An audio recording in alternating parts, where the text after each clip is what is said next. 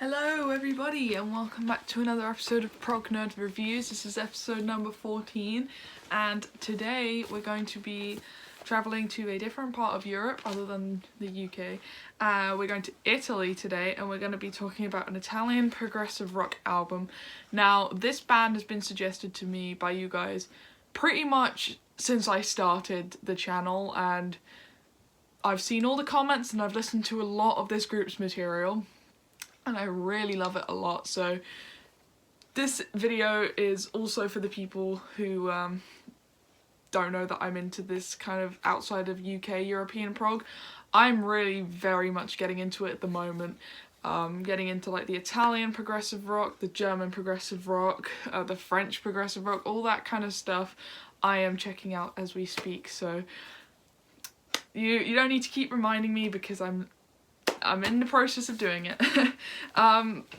So this album, as you can tell from the title, is called Per un Amico. Now, my accent / pronunciation is going to be way off probably throughout this video, so to all my Italian viewers or people who speak Italian, I am very sorry that I'm going to be butchering a lot of these song titles.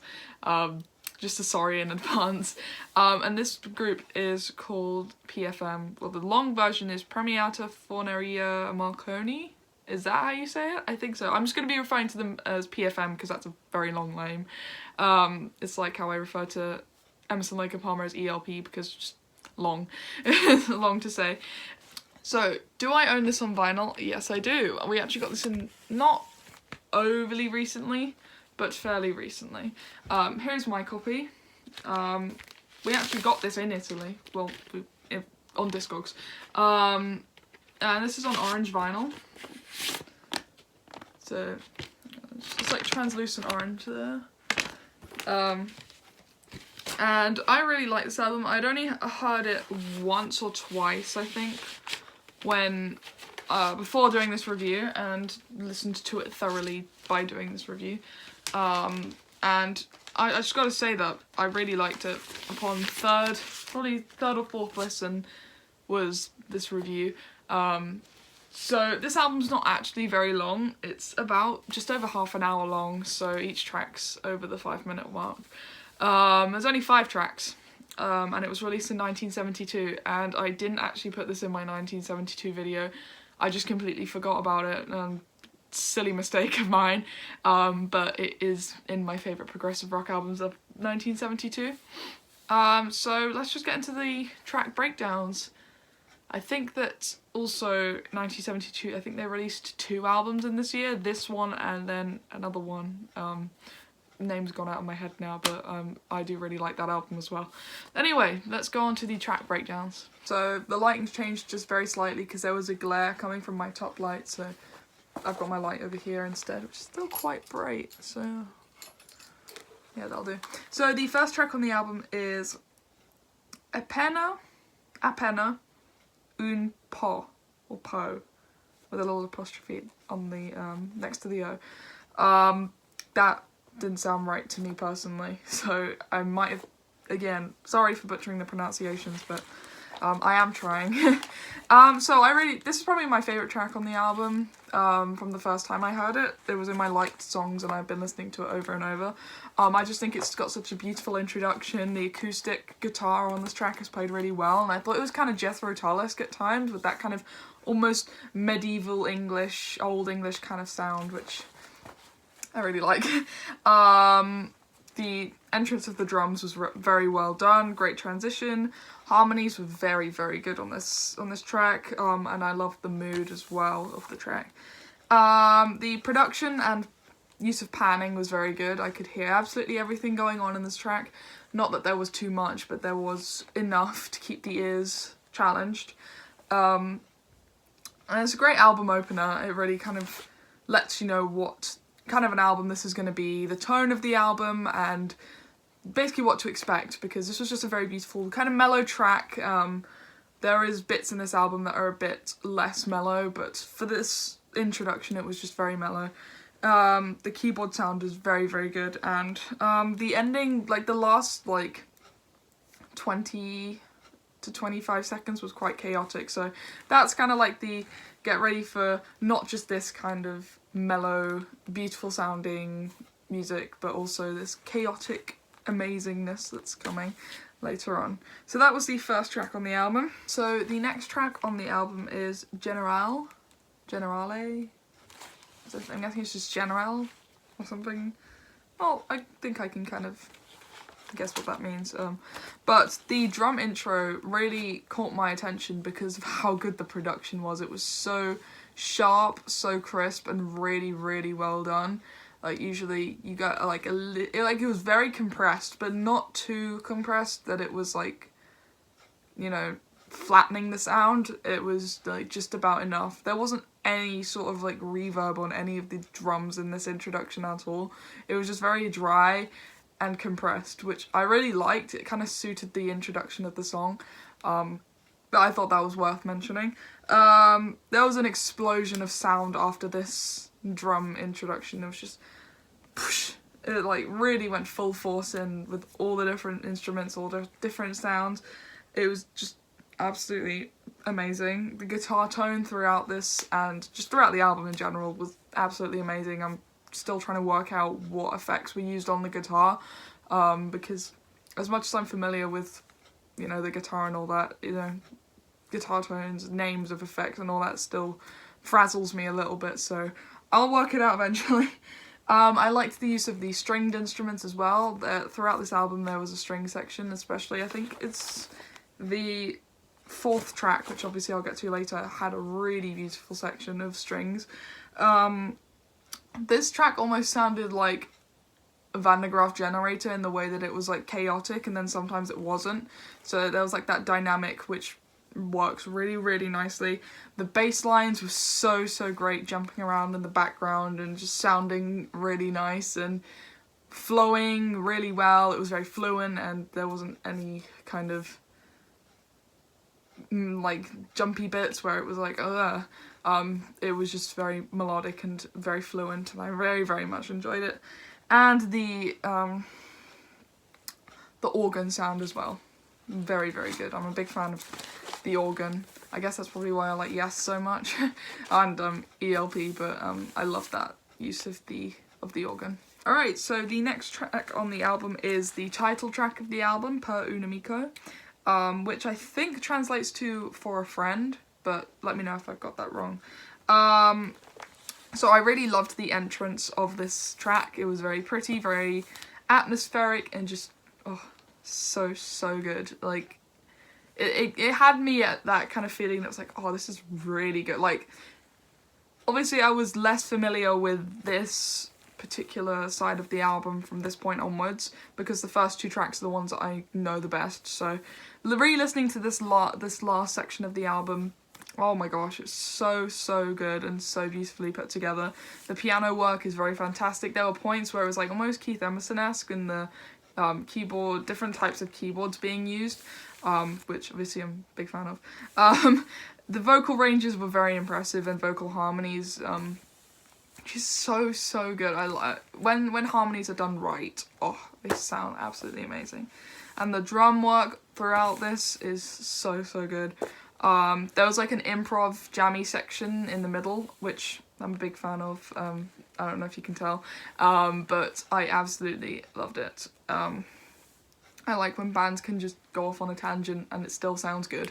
Yeah, like, I guess that's why I'm such a big fan of prog and psychedelic music and stuff like that, because you can take something that's kind of short, and if you have the skill, take something short and make it long and not drawn out, but keeping it interesting by, you know, jamming it out. And I'm more than happy to just sit and watch a band do that for like 2 hours. Like, it's just sit back and relax and just watch them be master musicians, which they are. This group are very, very, very talented, and I very much think they're underrated in the kind of progressive rock world. Maybe not overly underrated because they're still fairly well known, but I think that this group is underrated in the way that, you know, everyone knows Genesis, Yes, Emerson, Lake and Palmer, Rush, Pink Floyd, all that kind of stuff, Marillion, Jethro Tull. So the outside of UK prog bands need that extra recognition, which is why I chose this album over Tarkus, because everyone who watches my videos is probably very much familiar with Tarkus, and I'm probably still going to talk about it at one point because I just would like to let out all my feelings on that album, but I chose this one instead. Even though it wasn't the most voted on my poll, I chose it because a lot of you guys made very good points about how a lot of people talk about Tarkus and everyone knows it, but not as many people know about this group and this album, so you guys made a good point, so that's why I did this one. Anyway, going back to the track again, the exit of the track was just absolutely phenomenal. Just the album itself was absolutely phenomenal. But I'll get to that at the end when I talk about my overall feelings. But yeah, great middle track with Over the Bump now. So on to the penultimate track. So, right, this is where I'm going to end up pronouncing things very off. So I think this is Il Banchetto. I think that's right. Possibly. But the acoustic guitar intro was absolutely fantastic, and you know, I think a lot of the tracks on this album opened up with an acoustic section, which I'm very much a fan of. Dynamics, and this is the track that I was referring to earlier about using stringed instruments. There was a moment where there was the harp being used, and I had never really heard much music that like contemporary kind of music that used a harp, so this was very, very, very nice to hear in a progressive rock album. The stringed sections, as I said, were really good, and the transition to the kind of proggy, jazzy improv section was just amazing. The transitions were really good. This piece was definitely classically inspired, because there were points where I was like, this is very much almost like a classical music piece in the way that it flows and the way that it sounds. I'm very much a fan of that, so I liked hearing that. It very much pleased my ears, you know, because progressive rock is derived from, I think derived is the right word. Progressive rock is derived from jazz and also classical, so I guess you can call it kind of neo-classical music, progressive rock, but hey, what do I know?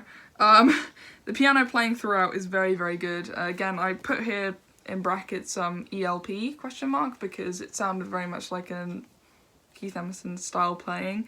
Harmonies were great, and the mixing as well. Just the overall production of the album was absolutely great. Now on to the very, very last track on the album. This is called... I don't know how to pronounce this one, so I might just flash it up on the screen. So, just because I have done so many takes of trying to pronounce it, but I always sound silly doing it. So this is the last track on the album. Great dynamics, a very delicate piece of music this was. The drum intro, the instruction of the drums definitely changed the tone of the track. I found that throughout this album, every time the drums came in, the mood would go slightly different, and you know, I'm alright with that. This was very much like a piano / keyboard orientated track. That was almost like the main focus of this track, and I'm very much a fan of that. Still planning to pick up the keyboards again at one point, so hopefully maybe some covers will come out soon.